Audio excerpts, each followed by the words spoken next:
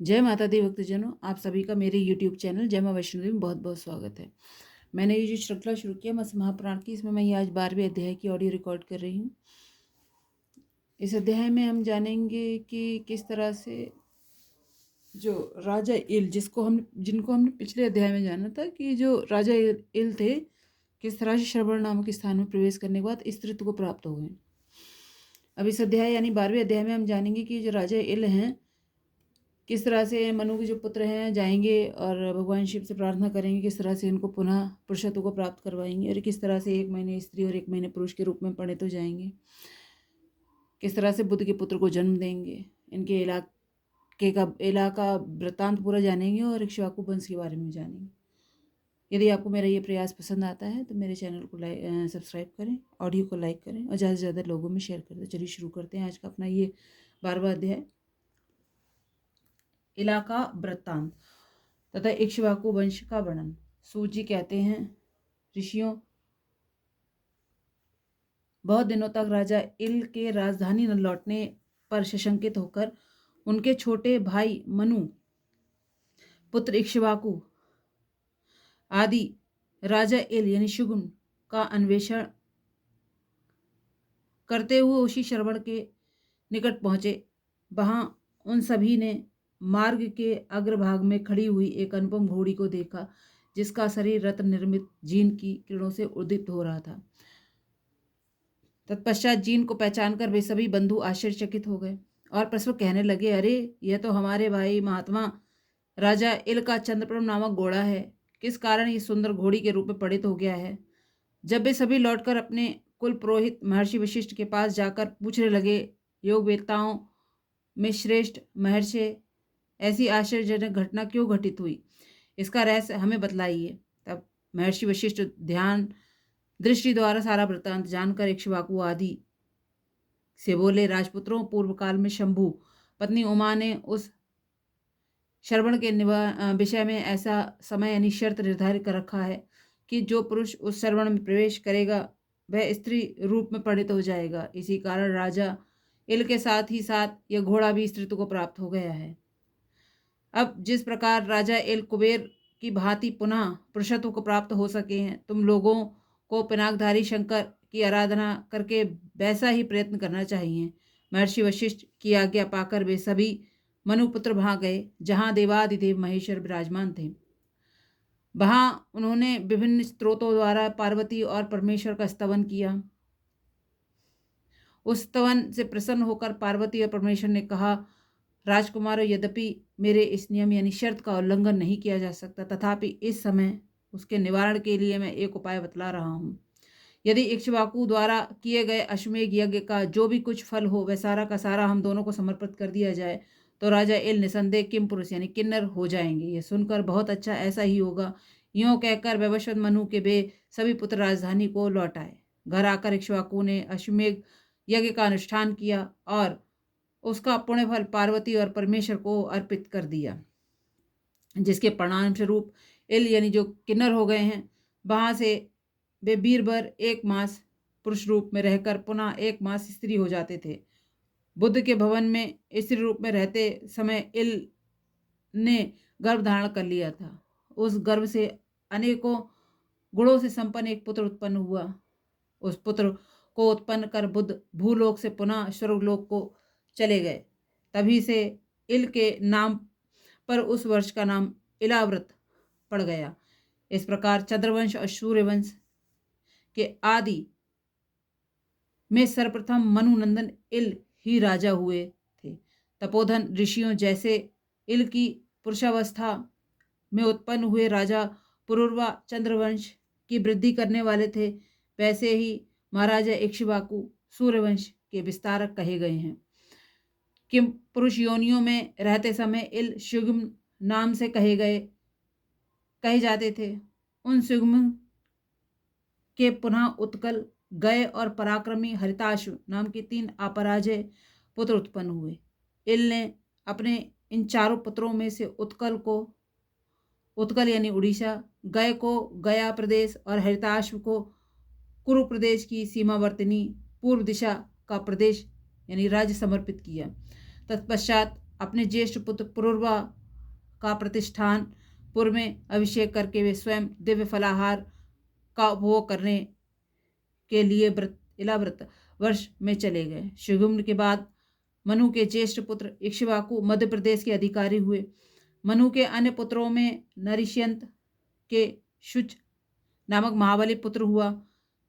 नाभाग के अम्बरीश और धृष्ट के धृष्टकेतु, चित्रनाथ और रणधृष्ट नामक 3 पराक्रमी पुत्र हुए। शायती के आनर्त नाम का एक पुत्र और सुकन्या नामनी एक पुत्री हुई। आनर्त के रोचमान नामक एक प्रतापी पुत्र हुआ। आनर्त द्वारा शासित देश का नाम आनर्त यानी गुजरात पड़ा और कुशस्थली यानी द्वारका नगरी उसकी राजधानी हुई। रोचमान का पुत्र रेब हुआ जो रैबत और कुकुमदुमिनी नाम से भी पुकारा जाता था। वह रोचमान के 100 पुत्रों में ज्येष्ठ था। उसके रेवती नाम की एक कन्या उत्पन्न हुई जो बलराम जी की भार्या रूप में विख्यात हुई। कारुष के बहुत से पुत्र थे जो भूतल पर कारुष नाम से विख्यात हुए। प्रक्षाग्र गौ की हत्या कर देने के कारण गुरु के शाप से शूद्र हो गया। श्रेष्ठ ऋषियों, अब मैं इक्ष्वाकु वंश का वर्णन करने जा रहा हूँ, आप लोग ध्यान से सुनिए। देवराज बिकुक्षी इक्ष्वाकु के पुत्र रूप में उत्पन्न हुए। वे इक्ष्वाकु के 100 पुत्रों में ज्येष्ठ थे। उन बिकुक्षी के 15 पुत्र थे जो सुमेरुगिरी की उत्तर दिशा में श्रेष्ठ राजा हुए। बिकुक्षी के 114 पुत्र और हुए जो सुमेरुगिरी की दक्षिण दिशा के शासक कहे गए। बिकुक्षी का ज्येष्ठ पुत्र कुकुत्स नाम से विख्यात हुआ। उसका पुत्र सुयोधन हुआ। सुयोधन का पुत्र पृथु, पृथु का पुत्र विश्वक, विश्वक का पुत्र इंदु और इंदु का पुत्र युवनाश हुआ। युवनाश पुत्र श्रावस्त हुआ जिसे बत्सक भी कहा जाता था। द्विजवरों उसी ने गौड़ देश में श्रावस्ती नाम की नगरी बसाई थी।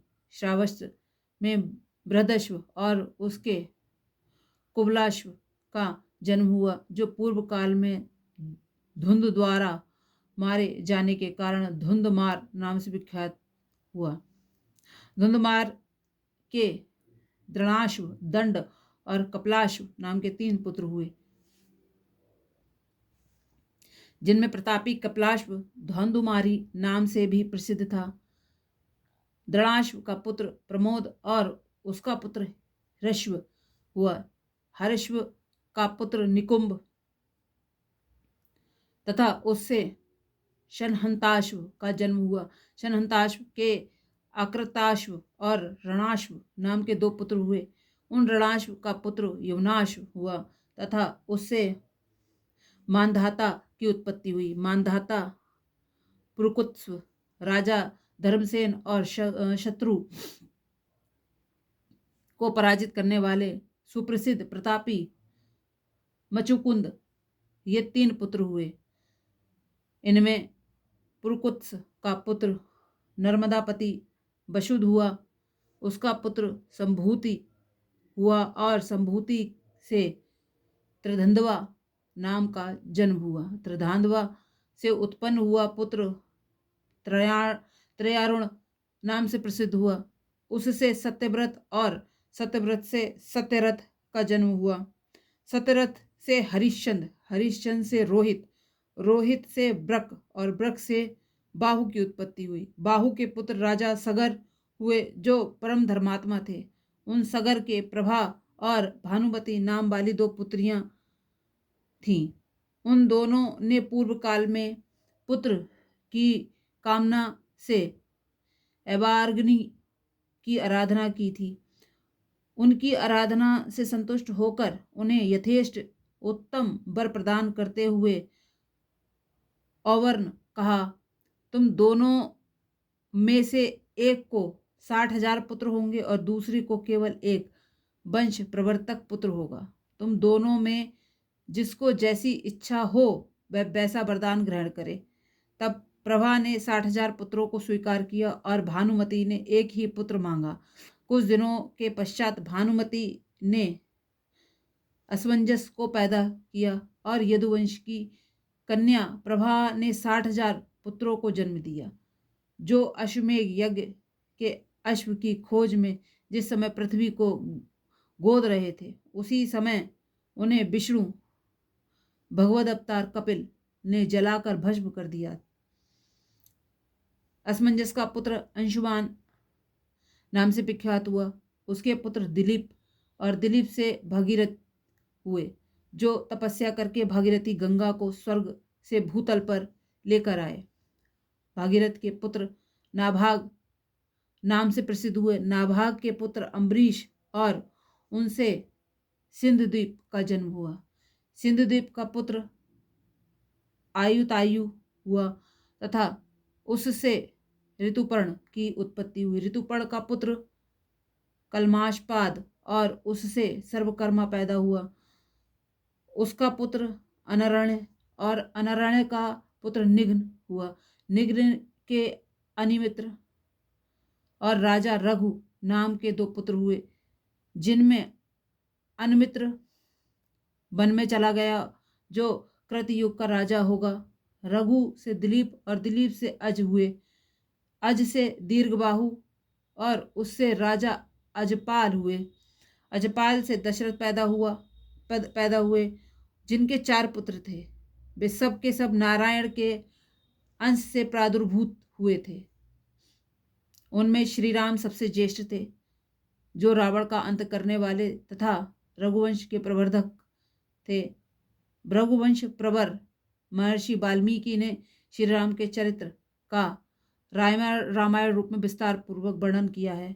श्री राम के कुश और लव नामक 2 पुत्र हुए, जो इक्ष्वाकु कुल के विस्तारक थे। कुश से अतिथि और उससे निषद का जन्म हुआ। निषद का पुत्र नल हुआ और उससे नभ की उत्पत्ति हुई। नभ से पुंडरीक का तथा उससे क्षेमधनवा का जन्म हुआ। क्षेमधनवा पुत्र प्रतापी बीरबर देवानिक हुआ। उसका पुत्र अहिनगु तथा उससे सहस्त्रश्रव का जन्म हुआ। सहस्त्रश्रव से लोकचंद्रावलोक और उससे तारापीड़क की उत्पत्ति हुई।